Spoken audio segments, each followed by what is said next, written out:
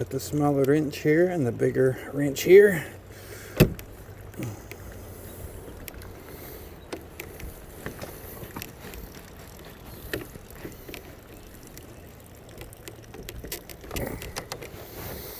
I felt something give.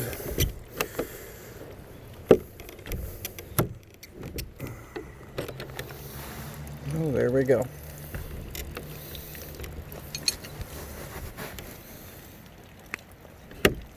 And the side of it's popped out, so now it's just a matter of getting this thing the rest of the way loose here.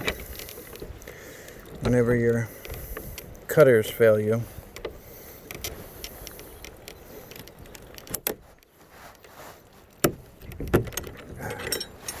As you can see, the wrench method does work. Not as fancy as what you'll see in some videos, but 2 wrenches will absolutely get the job done if your old school cutters do not.